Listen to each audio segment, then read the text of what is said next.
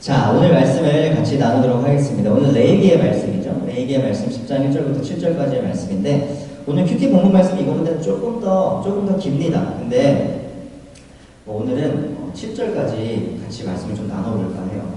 여러분, 오늘 본문 말씀은 레위기의 말씀이 사실은 좀 어렵죠.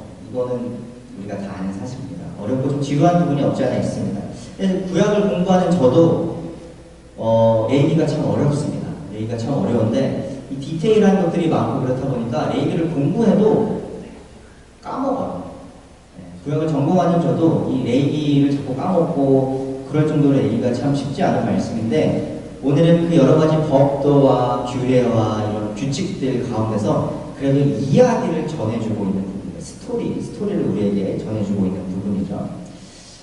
그래서 우리가 좀 흥미롭게 다가가는 면이 없잖아 있는데, 그러함에도 이 죽음을 다루고 있기 때문에 좀 쉽지만은 않은 패세지인 것 같습니다. 오늘 본문 10장의 말씀까지의 이야기를 제가 짧게 좀 요약을 해드리면, 물론 여러분께서 그동안 큐티를 해오셨고 담임 목사님께서도 설교 말씀을 통해서, 그리고 아침 큐티 카톡을 통해서 계속적으로 알려주셔서 여러분께서 잘 알고 계시리라고 믿습니다만, 짧게 제가 요약을 해드리려면 1장부터 10장까지는 여러 가지 제사법에 대해서 알려주셨어요. 이것은 번제다, 이것은 화목제다, 이것은 속죄제다, 너희들이 번제를 드릴 때 이렇게 드려라, 이런 말씀들이 1장부터 7장까지 쫙 있죠.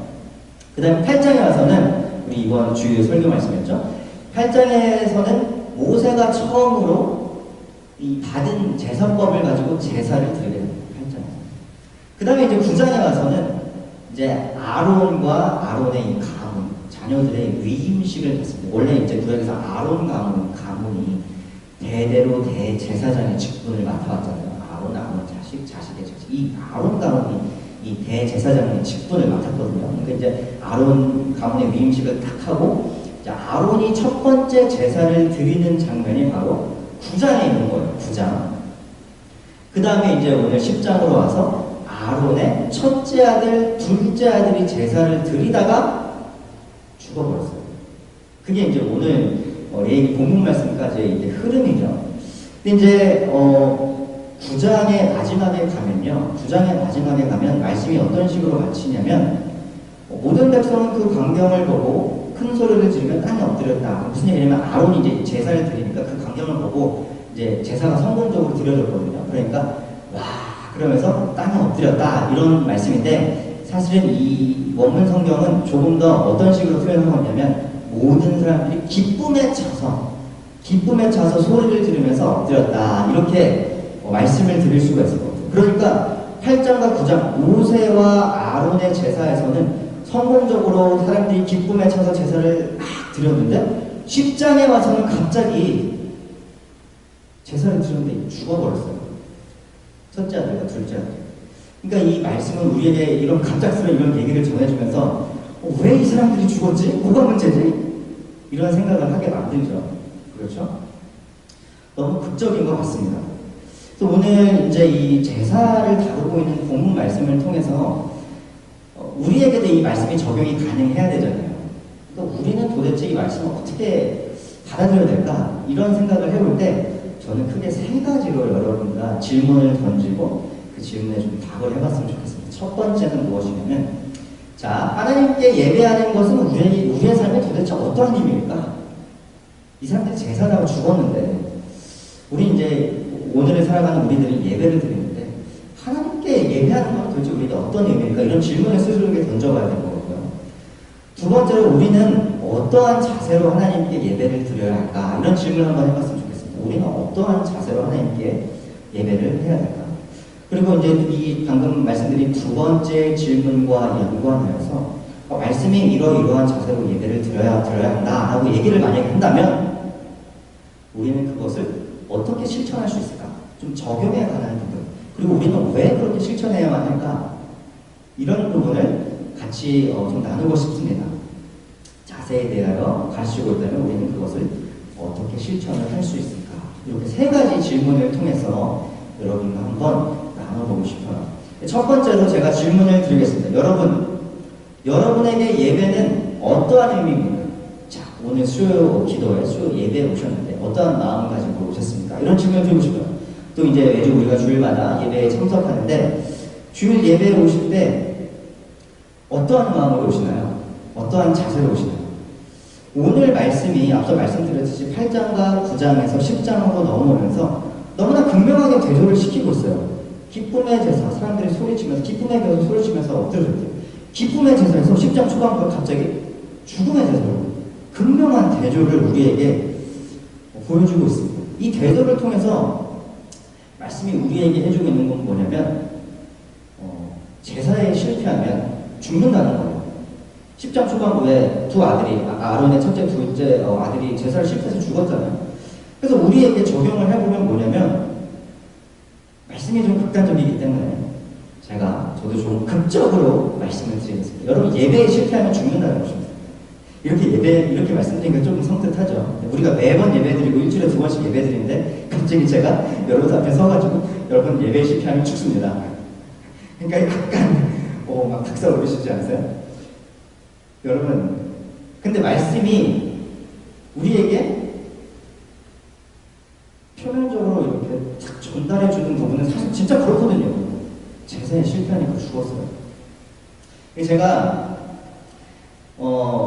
아직 이제 부모님의 품을 떠나기 전에, 아직은 이제 결혼하기 전에, 이제 아직 양육받을 때 어렸을 때, 이제 집에서 가족 예배를 드리고 그러다 보면 제가 이제 태도가 불량할 때가 있습니다. 졸기도 하고 피곤하고 성숙하지 않은 신앙인이 여러 가지 모습들을 보였겠죠. 그러면 저희 어머니가 종종 하셨던 말씀이 야 예배 중에 이러셨어요. 예배 드리다가 졸고 있어요. 야 목숨 걸고 예배 드려. 저한테 엄마는 예배가 목숨보다 소중해. 근데 이 말씀이 요즘도 하세요. 제가 이제 어머니가 이제 자주 방문을 하시잖아요. 9월달에 오시는데 이제 저희가 막 삶이 바빠가지고 가정예배도 소홀히 하고 막 이렇게 지나면 예배 안 드리는 니네는 막 이러시면서 예배가 목숨보다 소중하다 이러면서 막 이렇게 예전처럼 혼내시진 않으시죠. 지금도 그렇게 말씀하시는데 여러분 혼나고 끝나면 다행입니다. 혼나고 끝나면 다행입니다. 실제적으로 이 구약 신약도 마찬가지지만 구약의 말씀을 보면 예배에 실패해서 구약 시대는 제사를 드렸으니까요. 제사에 실패해서 죽는 예들이 있어요. 대표적인 예들이 이제 역대하 26장에 보면 우시야 왕이 그렇죠. 우시야 왕이 하나님께 제사를 드렸는데 자기 마음대로 제사를 드렸습니다. 올바르지 않게 제사를 드리니까 하나님이 우시야 왕을 땅 치셔가지고 벌하셔가지고 이 사람이 나병에 걸리죠. 한센병에 걸려가지고 그것 때문에 왕인데 이 옥탑방에 격리가 돼가지고 그렇게 고통받으며 살다가 결국엔 그것 때문에 죽었습니다. 우시야 왕이 죽었어요. 성공적인 제사는 말씀을 통해서 우리에게 전해지고 있는 것은 무엇이냐? 성공적인 제사는 축복과 기쁨을 가져오지만 8장 9절. 자, 실패한 제사는 10장. 실패한 제사는 죽음을 가져온다는 것을 우리에게 분명하게 알려주고 있습니다. 자, 우리가 구약의 시대를 살아가고 있지 않기 때문에 우리가 구약의 제사법대로 지금 예배를 하고 있지 않기 때문에 제가 여러분에게 여러분 예배 똑바로 안 드리시면 하나님한테 죽습니다. 이렇게 딱 잘라서 말씀을 드릴 수는 없어요. 그것이 구약의 이 상황이 우리에게 적용되지 않습니다. 여러분께서 몸이 아프셔가지고 한번 빠지셨다든가 아니면 찬양 시간에 입을 다물고 있으면 예배 지각하셨다든가 하나님께서 그것 때문에 여러분을 죽음으로까지 몰아간다고 저는 말하지 않습니다. 여러분 그것을 제가 그렇게 말씀드리는 것은 아니에요. 그런데 그렇다고 해서 우리가 예배를 대충 들어도 된다는 것을 의미하는 것은 아니죠. 왜냐하면 분명하게 오늘 말씀은 제사를 드리는 것, 우리에게 적용해 봤을 때 예배를 드리는 것이 얼마나 중요한 것인지 얘기해주고 있거든요. 얼마나 중요하다고요? 내 목숨이 왔다 갔다 할 만큼 예배가 중요하다. 내 목숨이 왔다 갔다 할 만큼. 그것이 오늘 이 예배에 관련된 원리가 바로 그런 것이죠. 그래서 우리가 예수를 믿고 하나님의 거룩한 자녀로 언약 안에 살아간다고 믿으신다면, 우리가 그런 자녀라면, 나에게 그런 확신이 있다면 예배가 그렇게 쉬운 것이 아니라는 것을 우리가 알아야 됩니다. 예배가 그렇게 만만한 것이 아니라는 것을 우리가 알아야 됩니다. 일주일에 이렇게 매번 2번 오시면 한 번 한 번의 예배가 정말로 소중하다는 것을 아셔야 돼요. 근데 여러분 나중에 아모스서를 한번 읽어보셨으면 좋겠어요. 구약의 선지서 아모스서를 한번 읽어보셨으면 좋겠는데, 아모스서에 보면 이방 나라들, 이스라엘들을 괴롭히는 이 이방 나라들은 하나님께 벌을 받는데 왜 벌을 받냐면 인간과 인간과의 관계에서 실패해서 벌을 받아요. 쉽게 얘기하면 전쟁을 하는데 너무 가혹하게 사람들을 학대하고 막 너무 잔인하게 사람들을 죽이고 이런 것들 때문에 벌을 받는데, 하나님께서는 이스라엘과 유다에게 뭐라고 말씀하시면 너희들은 나와의 언약을 깼다. 정확하게 너희들은 나의 법을 어겼다. 그러면서 이들이 가혹하게 처벌을 받거든요. 이스라엘 백성, 유다 백성들. 무슨 얘기냐? 하나님께서는 하나님의 믿는 자녀들에게 거는 기대가 크다는 겁니다. 거는 기대가 크다는 겁니다. 그래서 우리가 이런 질문을 적용을 이렇게 해봐야 된다는 거예요. 이제 우리가 제가 이런 질문을 드렸어요. 오늘 수배대에 오실 때 어떤 마음으로 오셨습니까? 주일 예배 오실 때 어떤 마음으로 오십니까? 제가 이런 질문을 드렸는데, 예를 들면 이런 거죠. 사역자인 저에게는, 또 사역자들도 저희들도 이제 피곤하고 아플 때가 있고 이럴 때가 있잖아요. 그리고 어떤 반복적인 것에 패턴에 빠지고 매너리즘이라고 하죠. 그런 거에 빠질 때도 있잖아요. 예배에 오는 게 이거 내가 사역이기 때문에 일이기 때문에 내가 예배 오는지.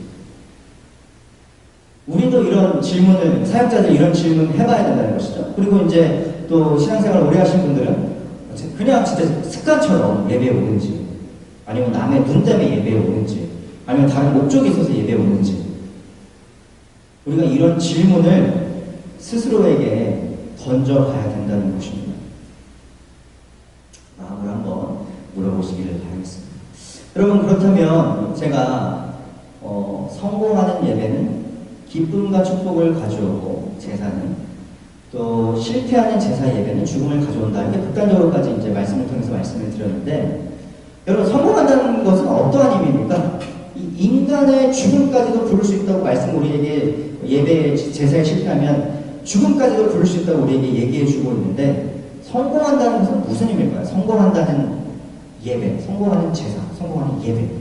이 질문은 제가 두 번째로 말씀을 드렸던 우리의 하나님께 드리는 예배의 자세와 관련이 있습니다.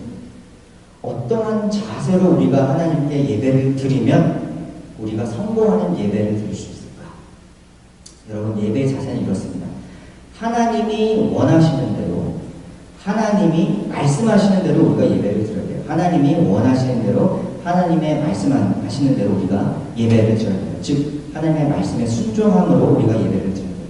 오늘 말씀을 보면 이 아론의 첫째, 둘째 아들이 죽임을 당하는데, 이 말씀이 이 아들들이 왜 죽었는지 분명하게 얘기를 안 해줘요. 분명하게. 무슨 얘기냐? 자, 1절을 보면 후반부에 이렇게 끝나요. 그러나 그 불은 주님께서 그들에게 명하신 것과는 다른 금지된 불이다. 이런 표현이 있습니다.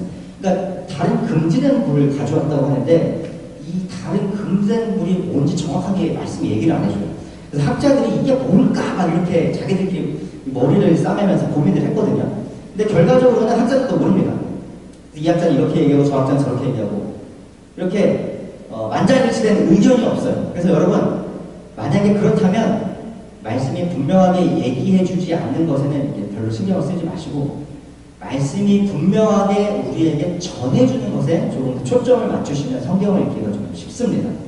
말씀이 분명하게 얘기해주지 않는 것은 학자들이 자기네들 필드에서 자기네들끼리 놀라고 그렇게 하시고, 우리들은 그냥 말씀이 분명하게 얘기해주는 것에 좀 신경을 쓰시면 돼요. 그러면 말씀이 우리에게 분명하게 전해주는 것은 무엇인가? 자, 여기서부터는 제가 조금만 천천히 갈게요. 제가 성경을 좀 풀어서 말씀을 드립니다. 자, 오늘 1절에 잘 들어보세요. 아론의 첫째, 둘째 아들들이 제사를 드리는 장면을 우리에게 묘사를 해줍니다.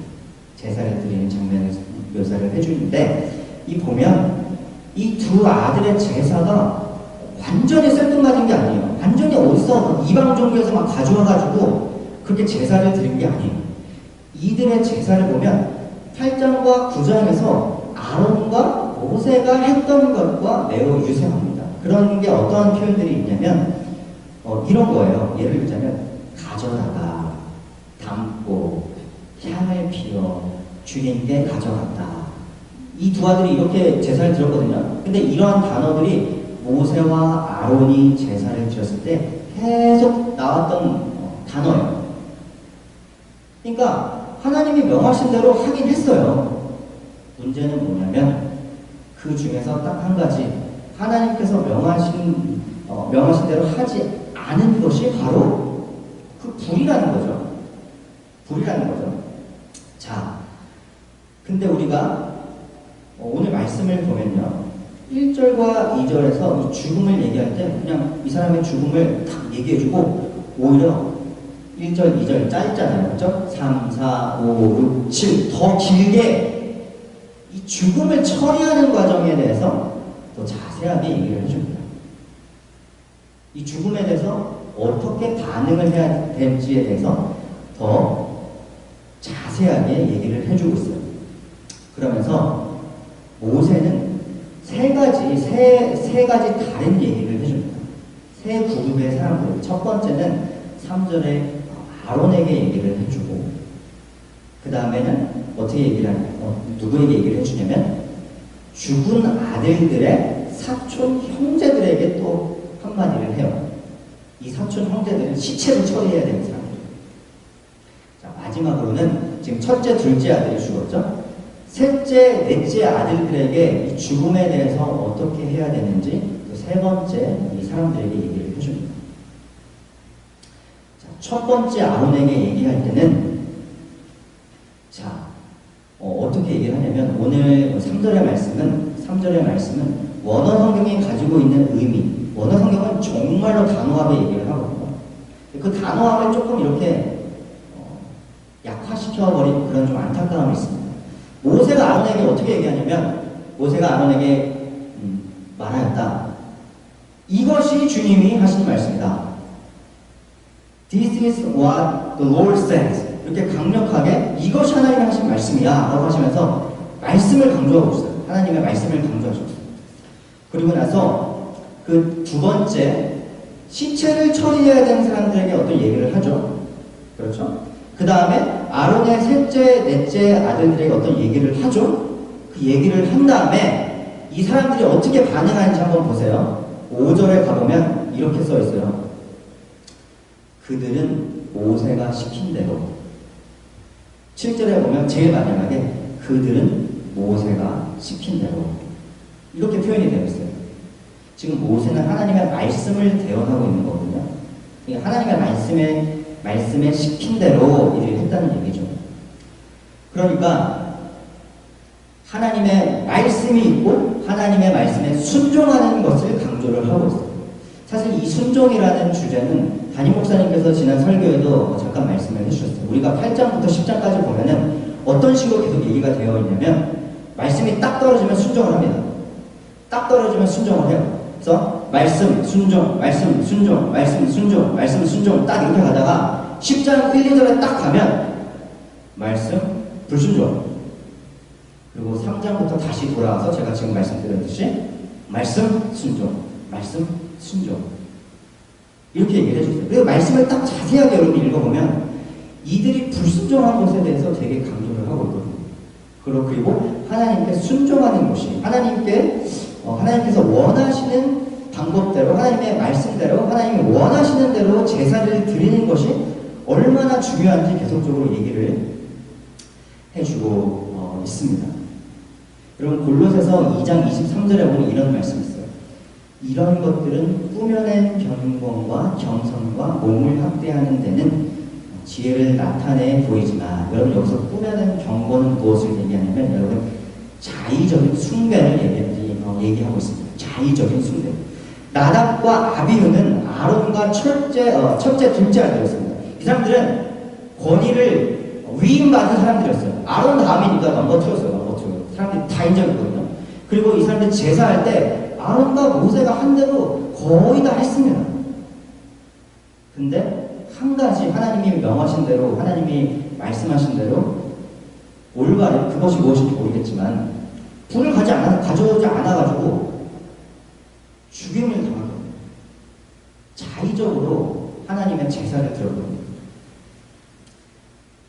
이러한 자의적인 제사, 자의적인 예배는 하나님께서 기뻐하시지 않는다는 것입니다.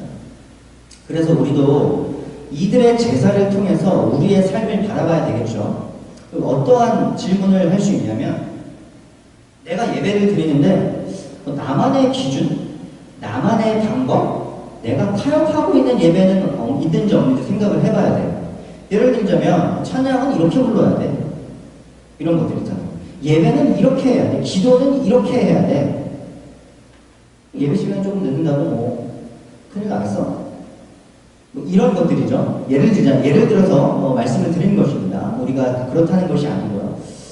내 안에 어떤 이런 나만의 방법과 기준, 타협이 없는지 생각을 해봐야 돼요. 이런 자의적인 숭배는 결과적으로 사실은 무엇을 가리키냐면 하나님을 예배하는 것이 아니라 나를 예배하는 것일 수 있기 때문입니다. 나를 숭배하는 것일 수 있기 때문입니다. 그래서 이러한 중요한 질문을 우리에게 던져봐야 된다는 것이죠. 내 안에 자의적인 숭배는, 내 안에 자의적인 예배는 나의 기준과 나의 타협과 나의 방법과 나의 말들은 없는 것인가 라고 생각을 해봐야 되겠습니다. 근데 우리에게 어려운 부분이 남아있습니다. 세 번째로 뭐냐면, 제가 하나님의 명령대로 하나님의 말씀대로 예배를 드려야 한다고 제가 지금 말씀을 드렸어요. 근데 사실 이러한 표현이 조금 모호합니다. 아니 무슨 얘기야? 명령대로 말씀대로 그게 도대체 어떻게 예배 드리는 건데? 이런 질문이 떠오를 수 있겠죠. 그래서 우리가 이것을 실제적으로, 실천적으로 우리가 좀 생각을 해봐야 됩니다. 그렇다면 우리는 어떻게 예배를 드려야 될까요? 하나님의 명령대로, 하나님의 말씀대로 드리는 예배는, 나의 예배는, 우리의 예배는, 행복한 교회의 예배는 어떤 예배가 될까요? 우리가 지금 구약의 시대를 살아가고 있지 않기 때문에 우리가 막 어떤 불을 찾아야 되지? 우리가 막 돌아다니면서 불을 찾거나 이러진 않겠죠. 그렇죠? 그러면은 우리 있어야 될까요? 행복한 교회 2시 예배, 12시 40분 예배, 땡! 하면 분명하게 시작해야 되고, 예배는 어떻게 드려야 되고, 찬양은 어떻게 드려야 되고, 찬양 성공은 어떻게 해야 되고, 기도는 어떻게 해야 되고, 우리가 이 룰을 딱딱딱딱 정해야 될까요? 그리고 예를 들면 우리가 정한 이러한 룰들이 다른 교회는 저렇게 드리는데 저거는 잘못된 것 같은데? 우리가 막 이렇게 얘기해야 될까요? 제가 만약에 그렇게 말씀을 드린다면, 그것을 여러분에게 주입하려고 제가 막 그런다면, 그것은 또 하나의 자의적인 예배가 될 수가 있습니다. 우리 스스로의 방법을 숭배하는 것일 수가 있습니다. 그것은 또 하나의 율법주의가 될 수가 있습니다. 다만 물론 그러함에도 저는 우리 교회가 정한 룰과 규칙들을, 약속들을 지키는 것은 중요하다고 생각하는데, 왜 그러냐면 그것은 바로 하나님을 향한 우리의 마음의 표현, 열정, 그 다음에 우리의 헌신이기 때문입니다. 그런 것들은 어떻게 보면 얕은 차원의 것일 수 있습니다. 얕은 차원의 예배의 표현일 수도 있어요. 제가 지금 말씀드리고자 하는 조금 더 깊은 차원의 하나님이 원하시는 예배, 하나님이 명령하신 예배에 대해서 설명을 드리면, 저는 자연스럽게 우리가 정한 룰들도 지킬 수 있다고 저는 생각이 되는데요. 여러분, 하나님이 명하시는 예배, 하나님이 명령하시는, 하나님이 원하시는 예배에 순종하는 우리의 모습은 어떻게 나타나냐면, 바로 하나님의 거룩하심을 인정하는 예배로 나타날 수 있습니다. 다시 한번 말씀을 드릴게요. 하나님이 명령하시는 예배는 하나님의 거룩하심을 인정하는 예배이다 라고 제가 말씀을 드릴 수 있을 것 같습니다. 여러분, 1절부터 7절까지의 말씀 중에 가장 중요한 한 절만 골라봐. 누가 저에게 묻는다면 저는 3절을 꼭 꼽을 것 같아요. 3절을 한번 다시 한번 읽어볼게요.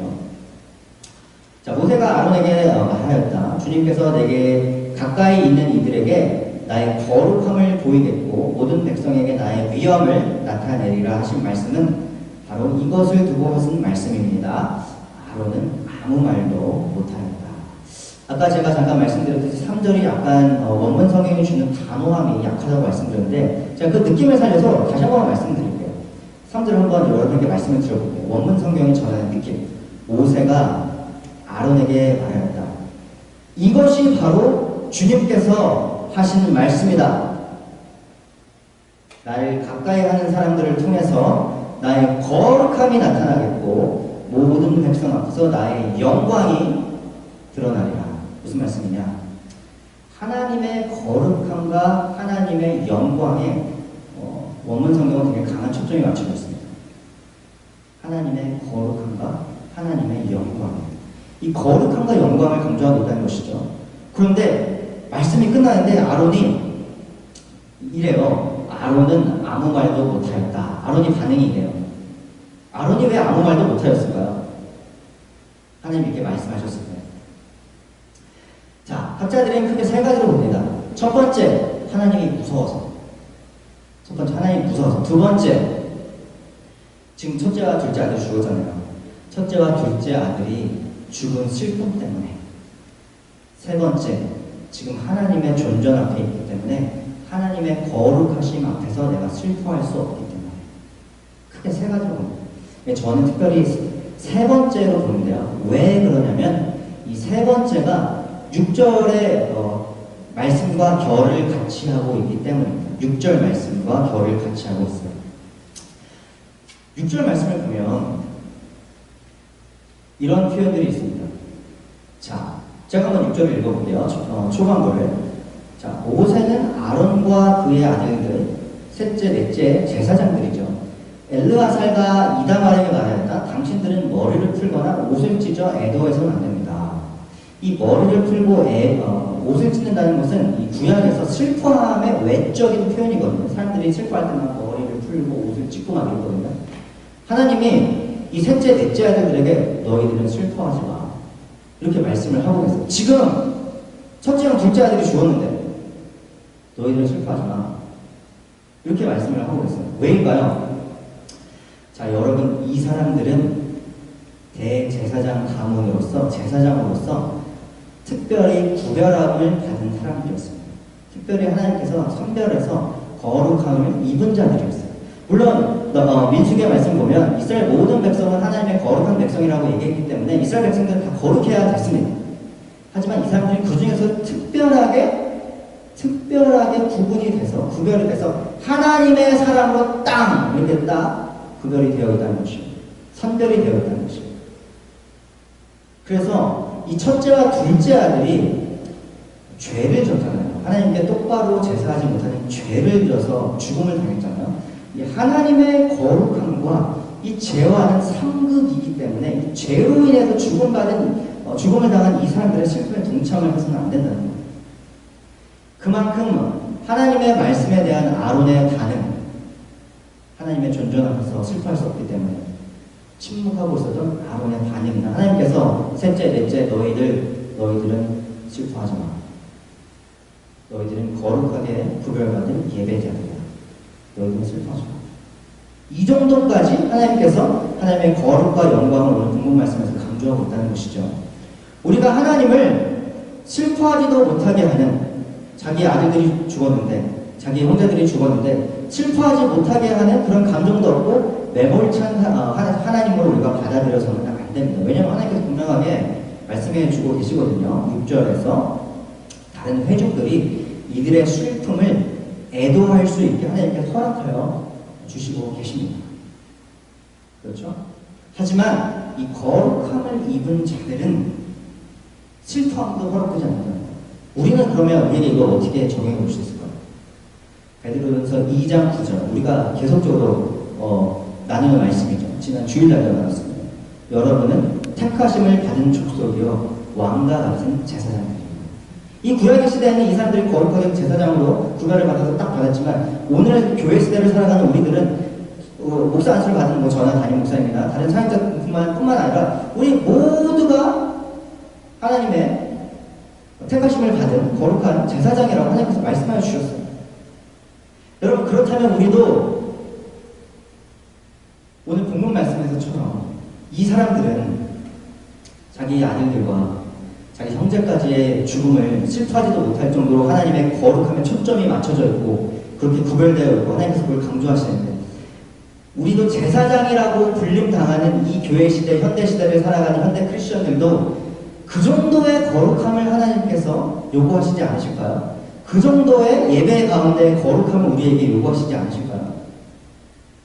그렇게 생각해 볼 수 있지 않을까요? 그래서 예배가, 제가 질문 드리고 싶은 거죠. 예배가 그 정도로 여러분에게 시리어스 하려는 것입니다. 죽음의 슬픔까지도 극복해야만 할 정도로 하나님의 거룩하심을 바라봐야 되는 게 예배라는 거예요. 그만큼 예배는 나의 형제, 가족의 죽음의 슬픔까지도 나의 것을 그 정도까지도 버려야 되고 하나님을 바라봐야 되는 게 예배라는 거예요. 예배자는 우리 거룩한 제사장입니다. 베드로전서 2장 9절. 우리의 예배에 임하는 자세는 하나님께서 명령하시고 원하시는 예배는 그 정도까지, 그 정도 레벨까지 나의 거룩함을 바라봐라. 나의 거룩함을 인정해라. 나의 영광을 드러내라. 이게 바로 예배의 참된 의미라는 것이죠.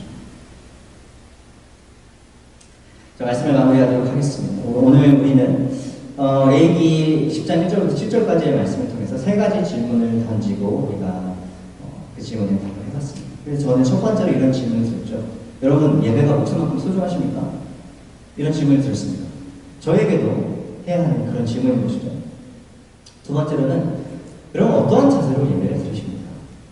나를 숭배하고 계십니까? 아니면 나의 기준과 나의 어떤 선택과 내가 생각해왔던 것 또는 나의 상황과 타협하면서 예배를 드리십니까? 아니면 하나님이 원하시는 하나님이 명령하시는 그 방법대로 예배를 드리십니까? 두 번째로 제가 질문을 드렸습니다. 세 번째로는 그 질문에 답하면서 하나님께서 명령하시고 원하시는 예배는 죽음의 슬픔까지도 극복하면서 그걸 참아내면서까지 하나님의 거룩함을 바라보는 것이 바로 예배자이며 그것이 바로 예배의 올바른 태도다. 왜? 하나님은 그만큼 거룩하시기 때문에 라고 제가 여러분과 나누었습니다. 여러분, 예배는 나의 편리대로, 나의 마음대로, 나의 규칙대로, 나의 선호대로 드리는 것이 아닙니다. 예배는 하나님의 방법대로, 하나님의 명령대로, 그래서 그분의 거룩함과 영광을 드러내는 것이 바로 예배라는 것입니다. 여러분, 이런 예배가 우리 교회 안에 넘쳐났으면 좋겠습니까? 그랬으면 좋겠어요. 왜? 8장과 9장에서 10장과 대비하면서 분명하게 얘기해 주고 있거든요. 성공하는 예배는 축복과 기쁨을 가져온다 라고 분명하게 우리에게 말씀을 해주셨거든요. 여러분, 우리 모두 성공하는 예배를 드리셔서 저와 여러분이 삶에서 축복과 기쁨이 넘쳐나는 그러한 것들을 맛보는 저와 여러분이 되기를 예수 그리스도의 이름으로 축원합니다. 아멘.